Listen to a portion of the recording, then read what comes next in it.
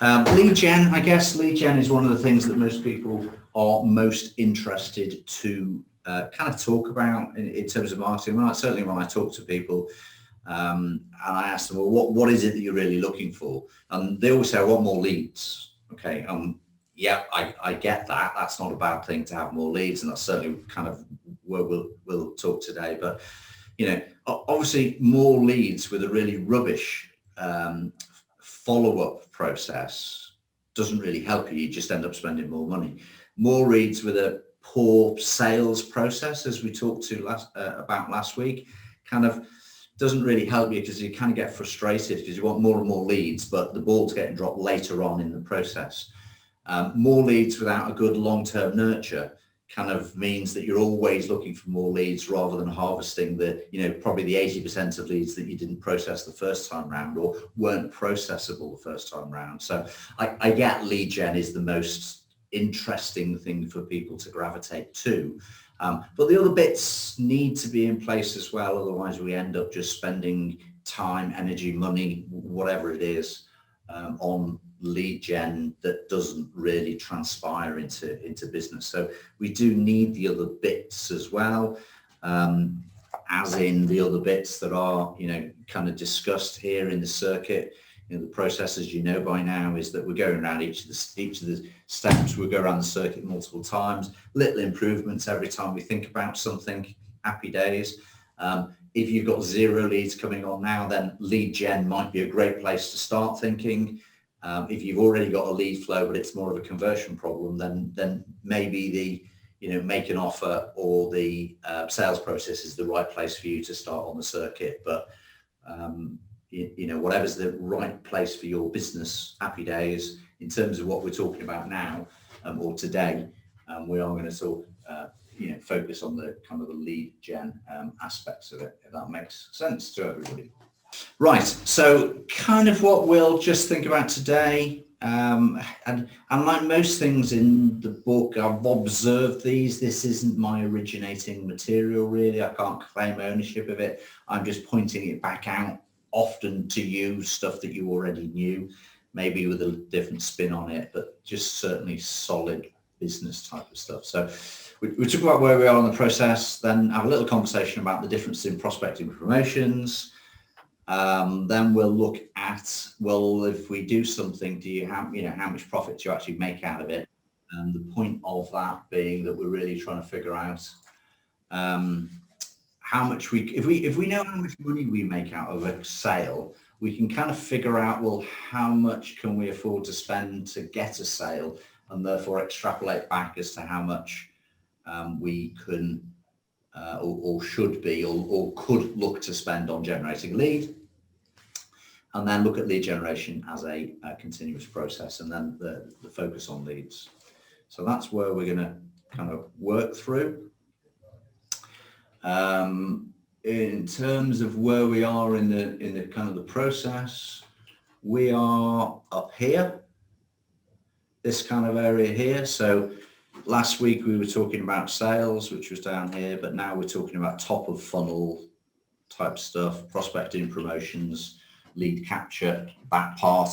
Next week, actually, we'll talk more about nurturing and lead development. But right now we're in this bit of the slide that I've made horribly messy, which is right on top of it. So that's where we are. Okay, cool. All right, turn back to the mouse. So there's basically two ways fundamentally to generate leads, isn't there? You've got promotional activity, which is something that marketing do. It's a marketing approach, a marketing activity. Often marketing do something, it's registered as a lead and then tossed across the room towards sales that then want to turn that kind of lead into business. So that's kind of one place that leads originate from. The other place, of course, is prospecting. So when I used to work at IBM, marketing used to organise some seminars at South Bank and the offices in London, people would come down and we'd do a nice kind of presentation for them and give them a bit of lunch, and marketing would classify all the people that registered to come to the seminar as leads. But of course I was in sales at that point, so I was going, you know what, these aren't leads, these are just a name on a piece of paper. They didn't even stay after lunch. They came in on the train into London, had lunch, and then went shopping in the afternoon. So that they're not really leads. They're just names, and that's where the sales process kicks in, and to actually do the qualification process that we talked about last week. Facebook advertising, LinkedIn advertising, advertising on, on billboards or whatever. That's all kind of marketing, promotional activity. Happy days. Prospecting is usually something that a salesperson kind of does. So the marketeers may be doing the promotional, organizing the promotional stuff. The salesperson often is being tasked with doing the kind of the prospecting stuff. Most salespeople don't particularly like prospecting. They prefer the leads to be given to them. But, in a small business context, networking, whether it's networking on LinkedIn or whether it's networking at BNI or wherever, that's all a kind of a prospecting kind of activity to find people that qualify as leads and then move them forward. Does that kind of make sense to people? That's really where the two flows of leads would come from in most people's business. Anybody think of a kind of another or a different place where they might come from? I'll take silence as a no in this case. We're happy with that. Let me just put that onto that view, and then I can see everybody on one screen. Good, awesome. Okay, so you're going to need a piece of paper during the course of this kind of little presentation, because I just need you to jot a couple of things down. It doesn't need to be a big piece of paper, but a big piece of paper or a piece of paper in a notebook. So, because what I want you to do is to just think about your core product, the core thing you do, and just jot down, just to help get some clarity for the purposes of this, is in as few words as possible, but as many words as you need. Write down what it is that's your core thing. And I know lots of people have lots of different products. That's fine, pick one.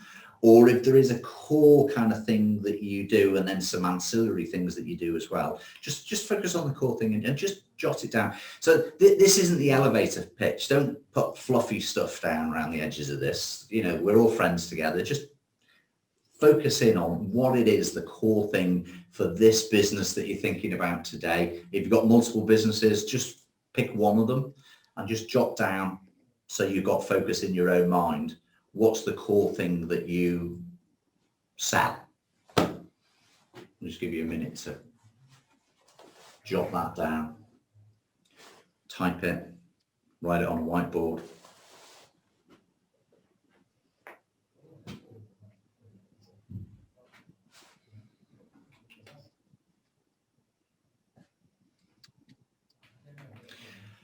Okay, cool. I'm assuming everybody's got that, because it shouldn't really be that difficult to think of that and jot that down. Okay, so who buys those products? And again, describe your core buyer, just for your own clarity of thinking for today. So the answer to this question is never anybody, because that's just a terrible marketing answer to this question. Be as specific as you can and in as granular as level of detail as you can write down. Who is it that buys that core product? What's their job description? Where are they geographically? It might be where are they? If they have age parameters, who is it that's just the person that's more likely than anybody else on the planet to buy that core product? And just jot down for your own clarity and sanity who that person is.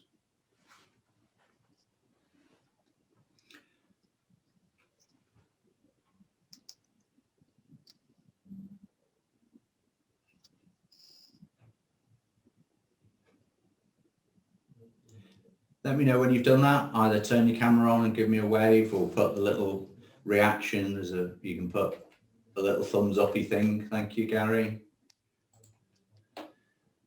Thank you, Lewis. Thank you, Paul. Tim, well done. Verity. Cool. Nice to see you, Matt. Thank you.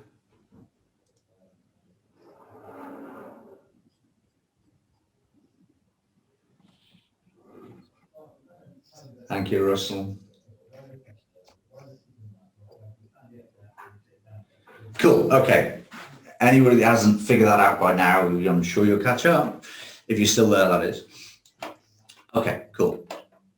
So we've got some clarity. We know what it is that we're trying to market, and we're beginning to form a solid picture of who we're trying to market it to.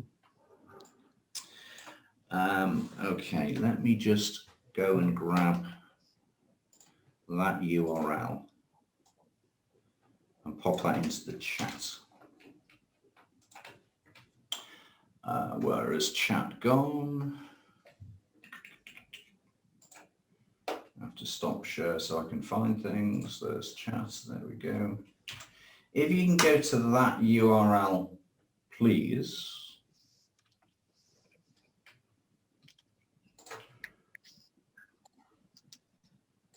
It should ask you, do you want to make a copy of this spreadsheet? Just say, yeah, make a copy, and then it'll make a copy of it in your Google environment, assuming you've got a Google environment. Okay, this is real simple stuff, but it's just a little aid to try and think about.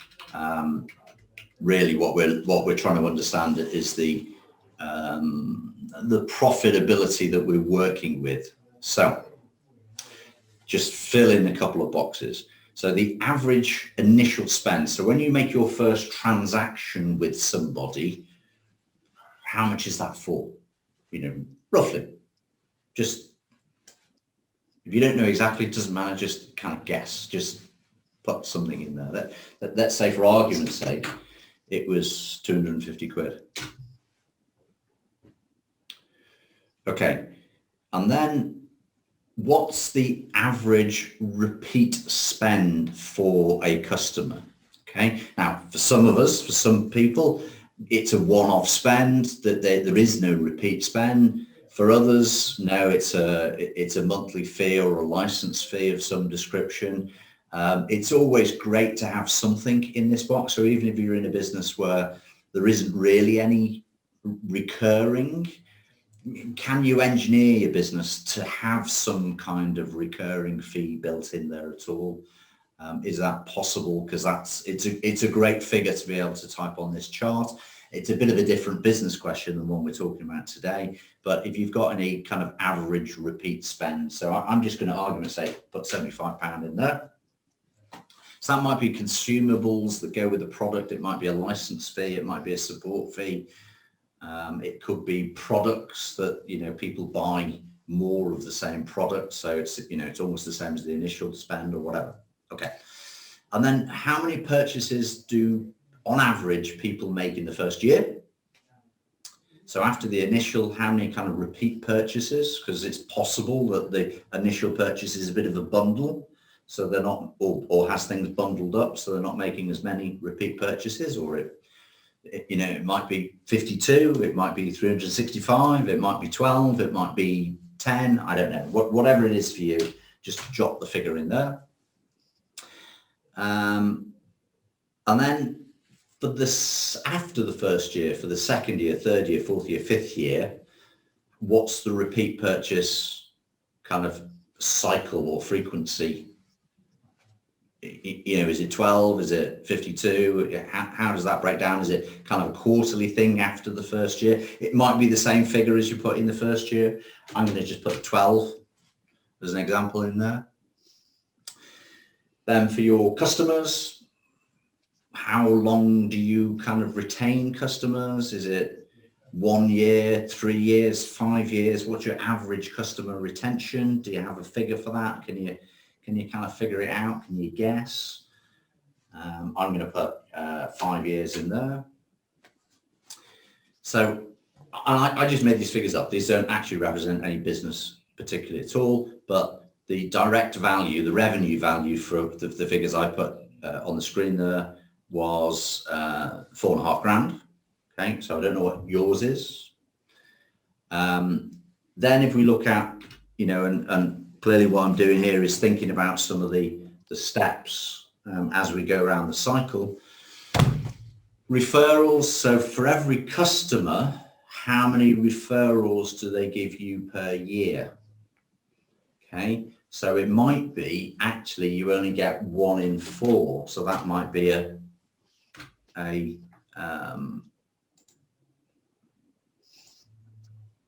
think I've got the cell validation turned off there. There we go. Clicking the wrong way, that'll do it. 2.5 was what I was trying to type in there. So it might be for every customer, 1 in 4 of my customers gives me one referral per year. Okay, or it might be every customer gives me 1 referral per year, or 2 referrals per year, or whatever it is for you. And it's really interesting when you start to think about that and type a figure in there, you start to go, oh boy, so actually spending some time and effort and energy on getting referrals is, it's a really interesting figure, because it starts to suddenly go, wow, if I can get referrals, boom, that makes a huge effect on the value that a customer gets me. Okay, one final figure to just type in here, which is your net margin. So again, net margin, don't include marketing and sales costs, because that's what I'm trying to kind of just give a clue to at the bottom. But the net margin, let's say the net margin was 50%. So 0.5. That's interesting. Let me just click on that. 50%, yeah. So if those figures, which I just made up, if those figures were true, roughly, it would mean that I'd be making about a profit of somewhere in the region of £2,800 per customer, which is not a bad amount of money. So if I'm thinking about, well, how much money can I afford to spend on getting a lead, and then doing the percentages and taking them through to actually win a customer, and what's my conversion rates along the way, it's actually a decent chunk of money that I can afford to spend. And it's usually a bigger chunk of money than you are comfortable with and think about. And depending on the sort of business that you're in, you might go, well, you know what? Because of my conversion percentages, I actually do have to throw a lot of money at Facebook, for example, in order to generate those sort of customers coming out of that channel. But if I was to do prospecting, I could do quite a lot of entertaining on £2,800, couldn't I, in order to win a new customer. If I was doing some more direct things, some more prospecting type activity, then that might be an interesting way of getting more customers in. It just doesn't necessarily need to go to promotions, because promotions tends to involve giving money to somebody else to run advertising, whereas prospecting tends to be spending more money on my customers, potential customers, to win them, on my prospects to win them. That's generally the difference of where the money ends up going. And I just particularly have a slight dislike for giving money to Facebook and Google, because I don't think they need any more. Certainly don't need my money. Does that kind of make sense for everybody? I'm going to kind of just turn away from the camera so I can see the screen. Anybody sort of got any thoughts, comments? The accountants in the room might say, your spreadsheet's a bit noddy. Yes, I know, accepted. But does it tell a picture? Thank you, Adrian. Anybody want to turn their mic on and got any particular comments to? Just a question. Sure.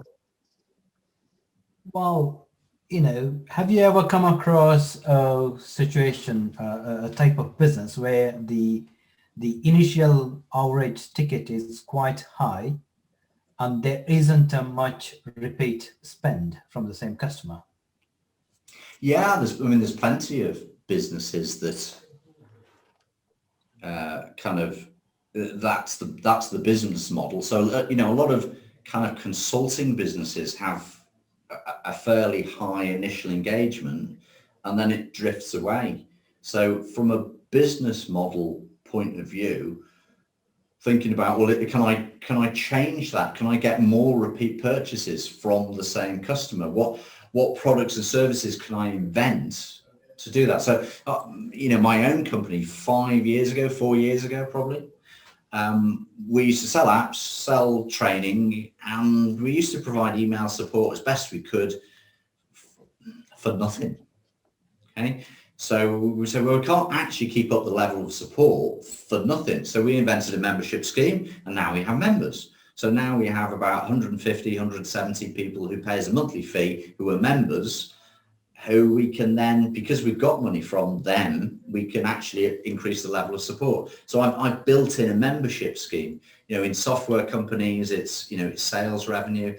SaaS software these days, it's a monthly, but years ago when I worked for IBM, I was selling SAP and Oracle apps, and Oracle used to charge a yearly membership fee of 20%. So they'd sell the software, so we'd get a check of somewhere in the region of I don't know, 20 million or something like that, and then it was 20% software maintenance every year. So that's, they kind of invented that in order to keep the software live. So it's a great question. It's a kind of a business model question, and if you can find a way to build in recurring, happy days, because it does not make the business easier to cash flow if you've got that rolling through it. So your question was, are there any examples of people that don't have that? Well, most people don't have a monthly or recurring revenue stream, but it's a great thing to get to. Thank you. Okay, cool. Good. So we've got a clue. We've got a clue as to how much this money is that we might be able to spend. So the way I think about marketing, and the way I think about marketing using Keap and Infusionsoft is, well, what I'm really trying to do is I'm trying to build a list. I'm trying to build a list of the right sort of prospects, the right sort of people, but I don't necessarily know a huge amount about them.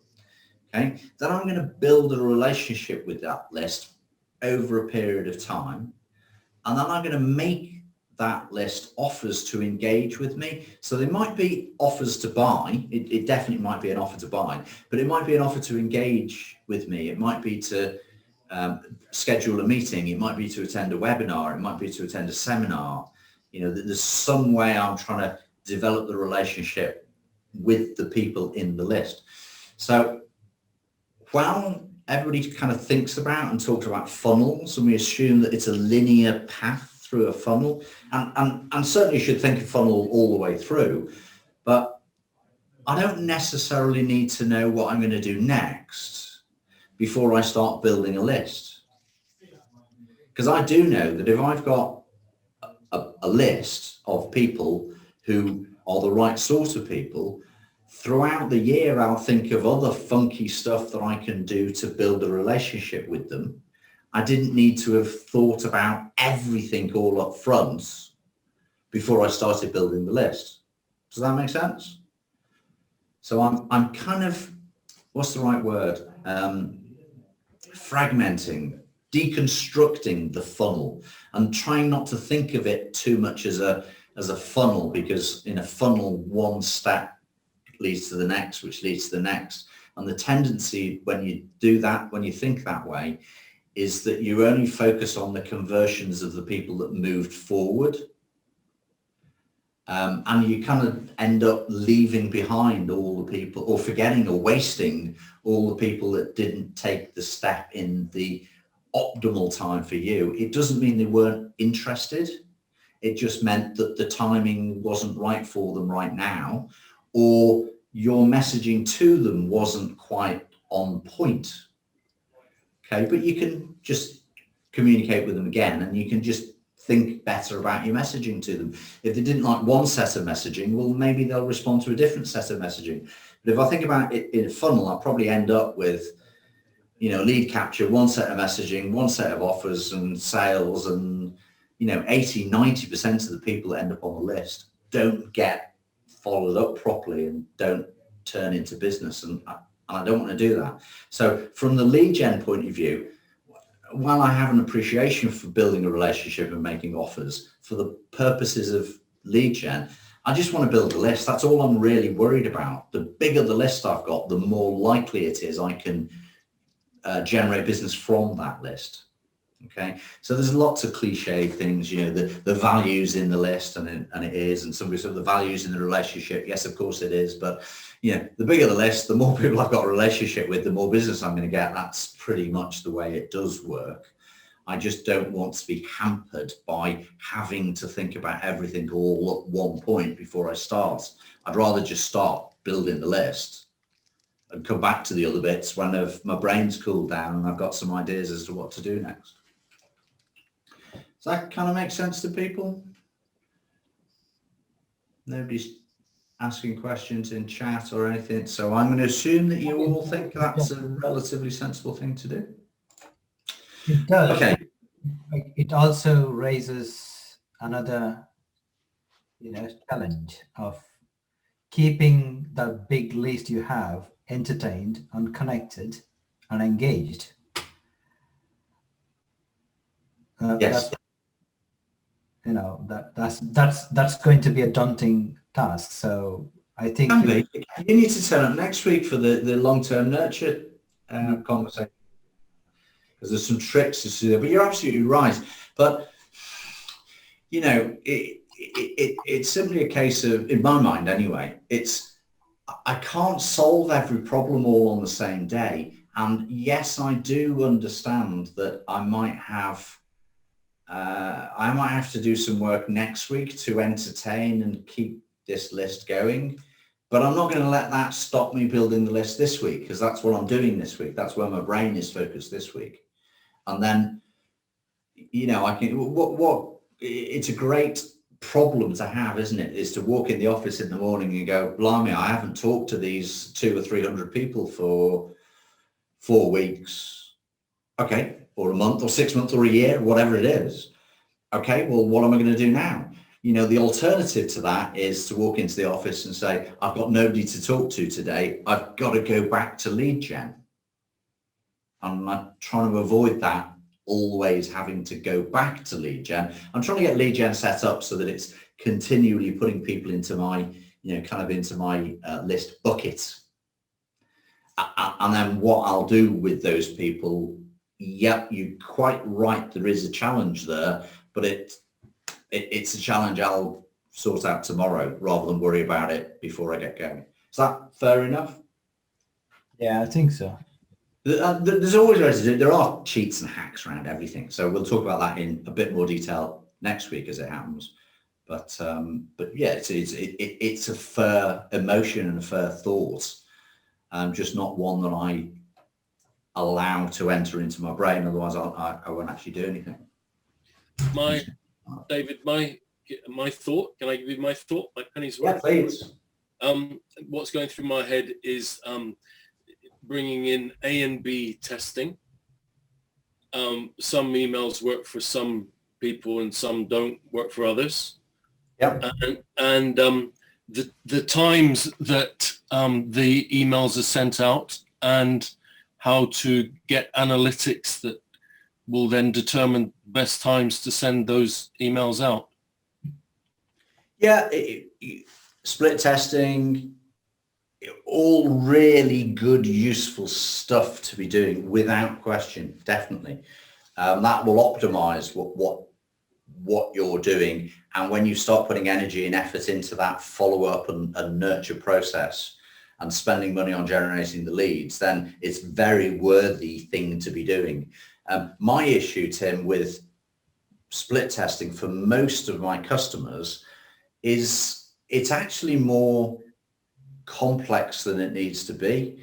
On Monday morning, I've got 0 leads.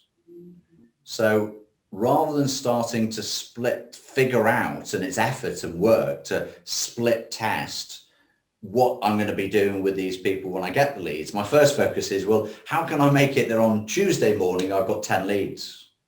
Yeah. You know, so and you're quite right, but it's just where you prioritize the thinking through of the problem. So if the first problem is I haven't got any leads, then split testing them is not an answer to that problem. It's an answer to my next problem, which is now I've got a good lead flow, I'm concerned to optimize the rest of my process. But until I've got a good lead flow, the split testing bit is a little bit moot point, worthy though it is to do, but it's just at the right place. So it's learn to walk before you can run. But a bit of that, yeah. And, you know, if you get some leads, and the other thing is, of course, until you've got some leads and having some sales conversations, you're kind of not doing your market research with the people that might buy from you. So you kind of don't even know what the messaging needs to be. Therefore, your split testing hasn't got anything to inform it. Mm-hmm. Where we get the leads, have the conversations, hopefully make some sales, which funds the whole process, learning through that a little bit, unsophisticated though that might be, and then get more and more sophisticated as we kind of go around the circuit multiple times and optimizing things. Yeah.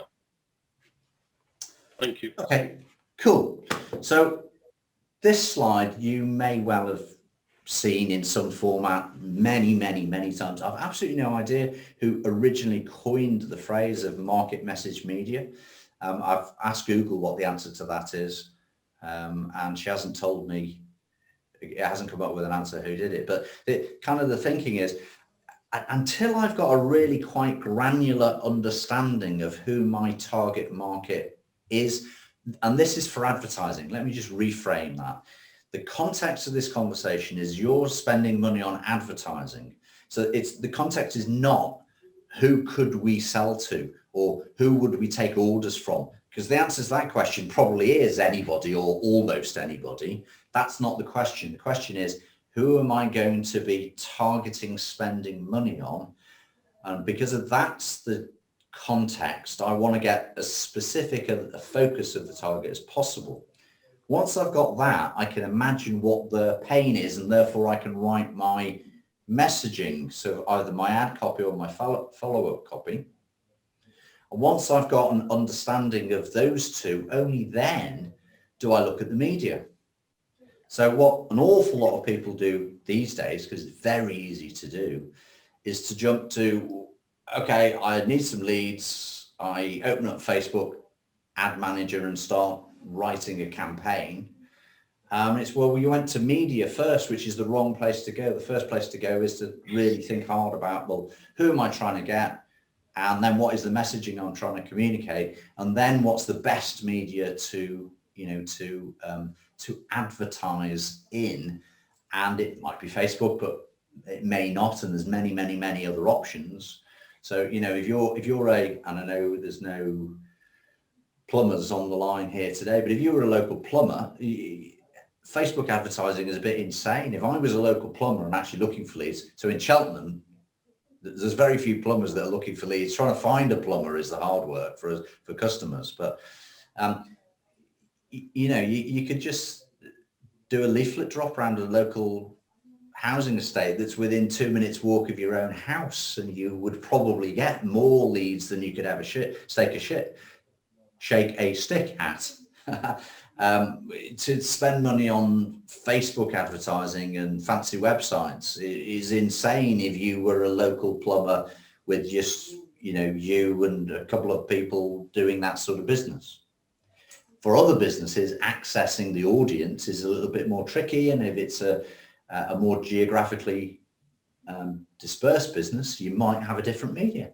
But until you've identified the market and then the message, we can't really identify the media.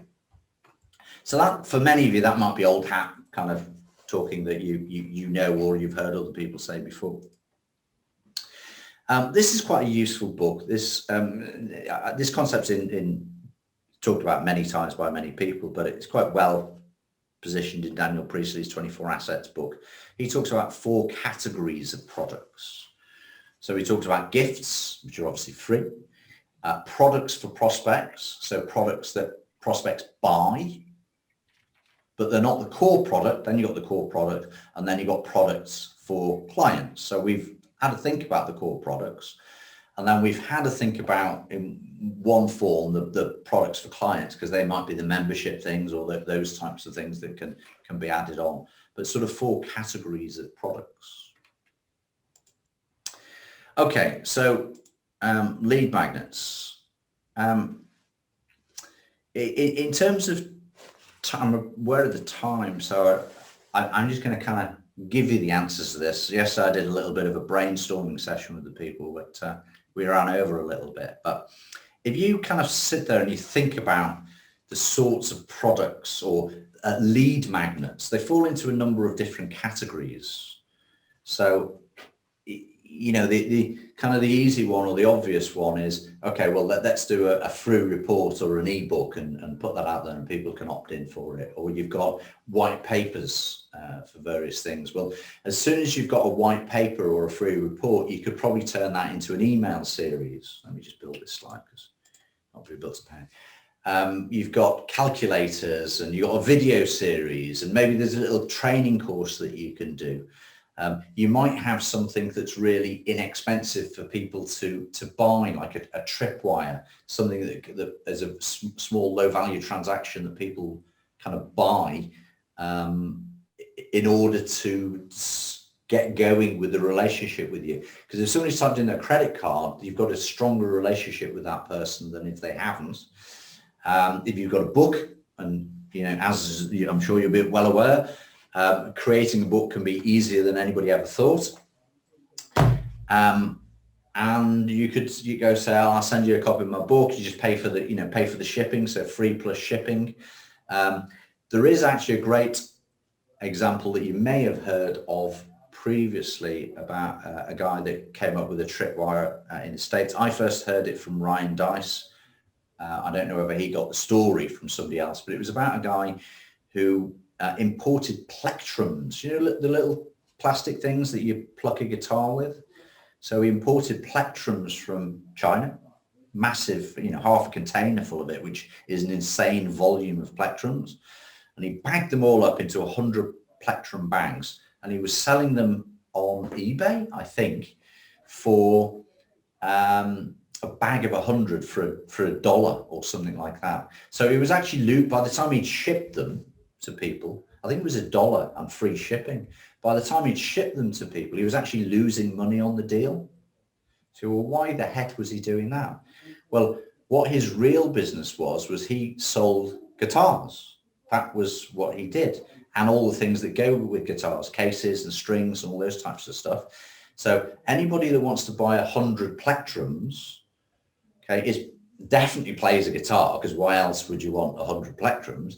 And actually probably plays a lot of guitar, because otherwise why would you need 100? I'm assuming these things don't break that frequently. So what he was really doing was just building a list of the right sort of people.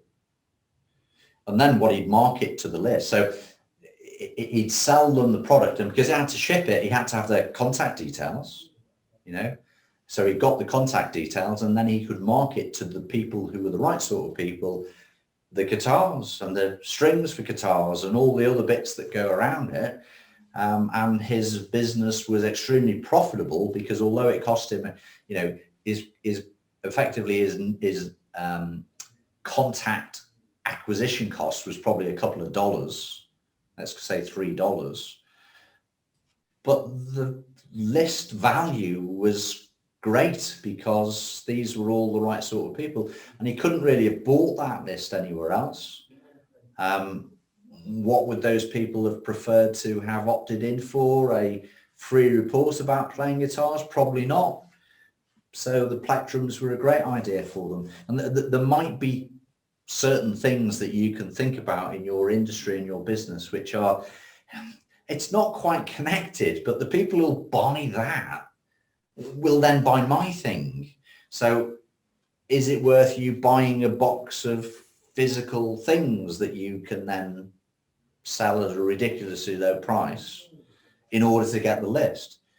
Or is there a third party that you can partner with where, you know, somebody would normally sell their thing, let's say for 10 quid, and you'll say, well, maybe that's say for a fiver, and you say, well, look, can you buy 100, 200, 300, whatever it is, but you will pay 2 quid, right? And then you've got these things worth a fiver and you sell them to people for the 2 quid. So you actually, you know, it washes its face, but you've got the shipping costs, but you get a list of people that are interested in the right sort of people that are interested in what you do. You know, is that something that you can play with? That sort of idea, something you can play with. Calculators, quizzes, kind of all convert really well at the moment. People love quizzes. People love calculators. They like to go in and put some figures in and figure out the answer to their question. You know, your job, if you like, is to figure out, well, what is the question? And then kind of give them a calculator that they fill in, and then they give me their email address and they come onto my list. You know, and that's what you've traded for the question. In terms of content, the thing I prefer most is checklists, actually. And the reason I prefer checklists is 2 reasons. One is it means I don't have to write as much content, because I can probably think of the 5 things you need to know before you buy such and such. You know, the 5 things you need to know before you plan your next virtual event, the 5 things you need to know before you start a recruitment drive for a member of staff, the 5 things you need to know before you know, hire a marketing consultant or buy a fire alarm system or whatever it is. So it's really relatively easy to come up with the right title, and then it's a lot easier to just write down the 5 most important things because you already know that. And for the consumer, I think I'd rather have somebody just tell me the answer than make me read a bloody report. So from my point of view, being a lazy person, I'm thinking that checklists, they're relatively easy to generate and they do convert quite well. People, if you get the targeting and then the messaging right, you'll get opt-ins. If you're offering a checklist, people will opt in for it because it's really, really low cost effort for them. And they just get something that's kind of nice. And it's very easy to design it, get it, you know, made to look pretty, got all your branding in it, conveys your brand essence and your qualities. Easy to do because it's a single sheet of paper or an infographic. Maybe it's a, you know, it's an A3 rather than an A4, but whatever it is, it's very, very easy to kind of pull together. So I like checklists and quizzes. And calculators are probably my 3 favorites. Okay, cool. With a show of hands, who's got not a calculator, who's got a lead magnet that they currently have and make it available? So don't worry whether it's any good or not, but who has something that they currently make available? Show of hands, or do the little reaction thing, put your hands up. Yeah, Gary, yeah. Okay, so either some people have dropped off to sleep, which is fine, or, oh no, thank you, Neil, or no, they don't really. And, you know, for certain businesses, like I know for Matt's businesses, he's got a relatively small number of customers and it's a relatively big gig that they're getting involved in. The idea of a lead magnet might be a little bit alien. Would they be that interested? It depends on the lead magnet and depends how many leads you need in order to start generating kind of sales coming out the other end. It's just about finding the correct lead magnet. Lead magnets for bigger ticket sales might actually end up being bigger value lead magnets. But if the maths are right for you, then happy days. Okay, cool. Just in terms of targeting,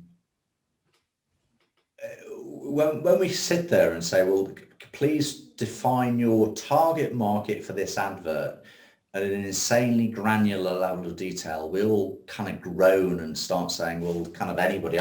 I say, well, are they male and female? It doesn't make any difference, both of them. No, that's not the question. The question is, for your targeting, are you trying to target for a bloke or a woman? Okay, because I'm telling you, I would write different ad copy if I was targeting to a male or a female.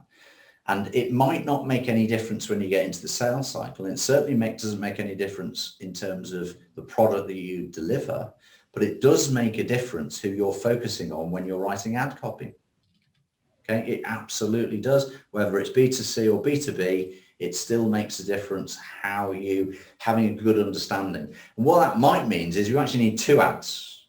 Okay, one that you're going to serve to males and one that you're going to serve to females. But the lazy option, frankly, is not doing that and just going, well, it's a generic ad. Unfortunately, that means it's less likely to be on point messaging for anybody, which means you get lower conversions.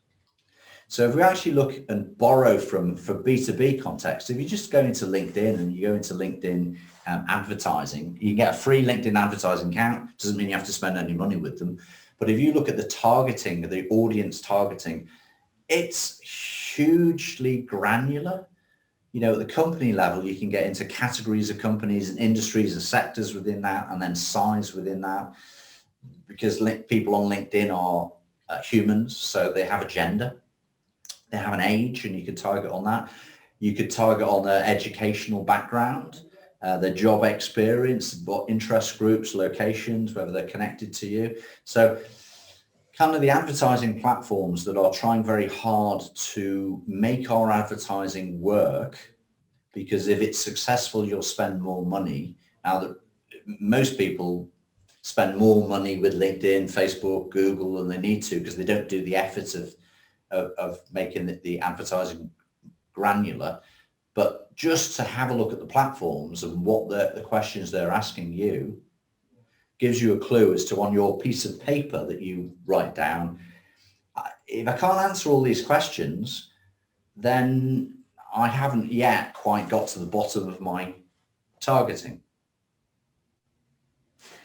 If you're thinking B2C, go and have a look at Facebook. What granular level of audience details do they offer you? I didn't expand this out the same as did LinkedIn, but location, demographics, interest, behaviors, connections. You could go into quite a large, quite a low level of granular detail.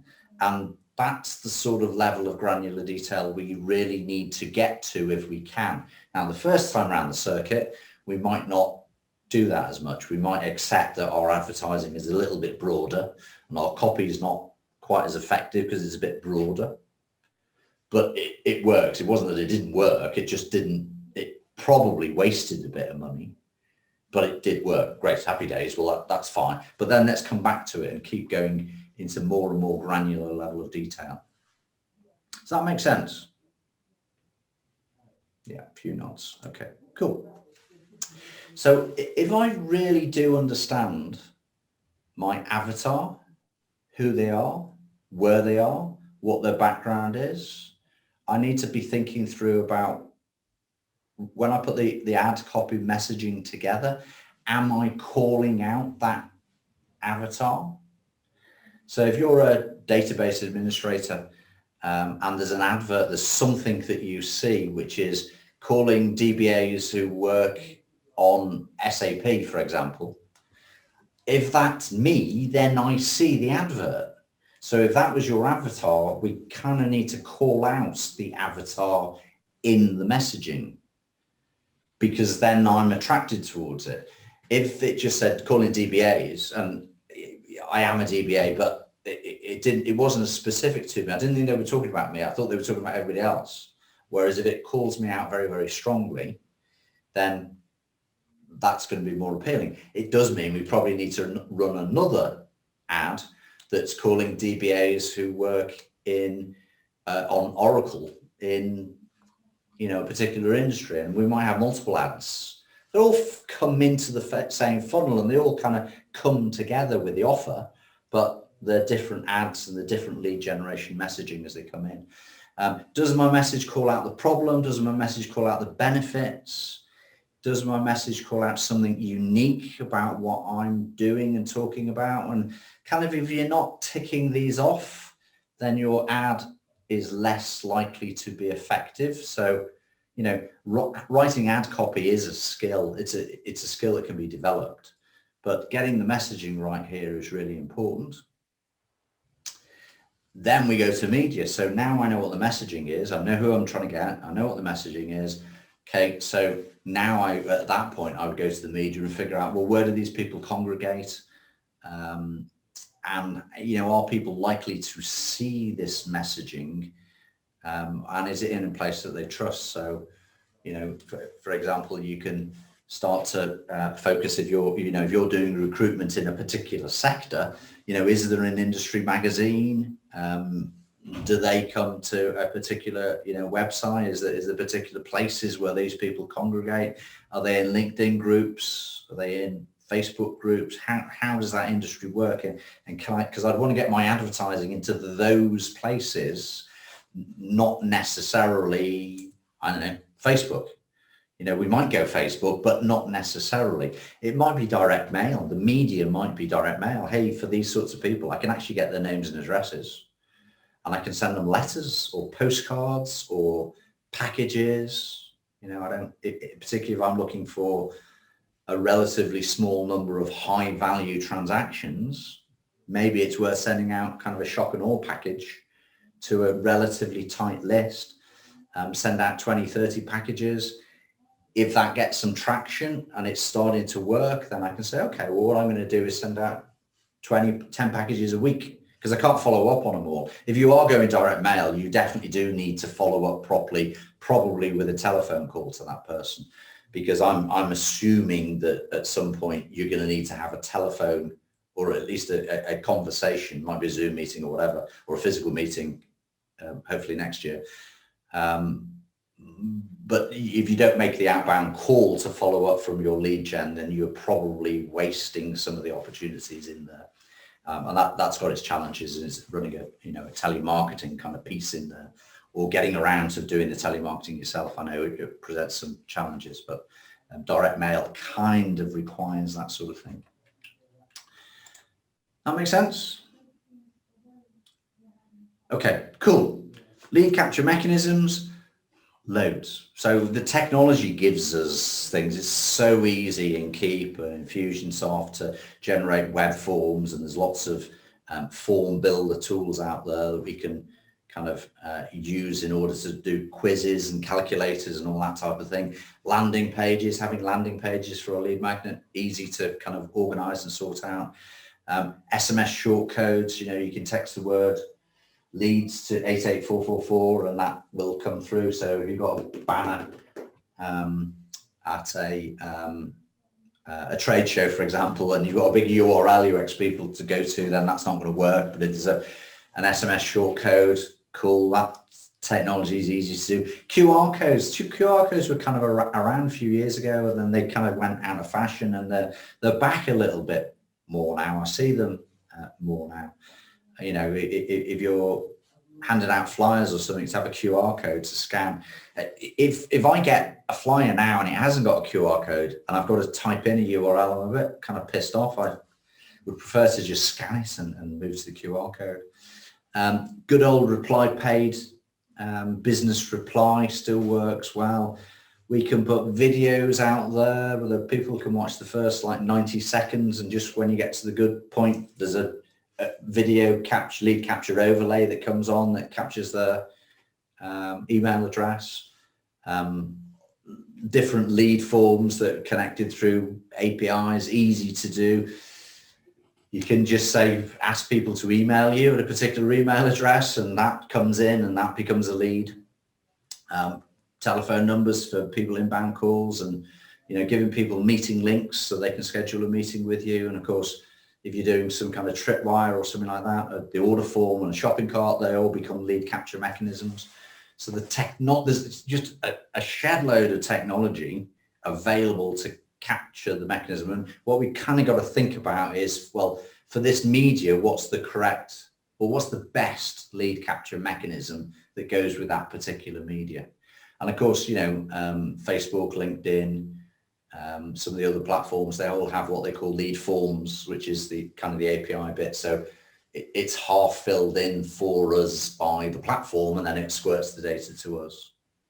So tons of stuff available.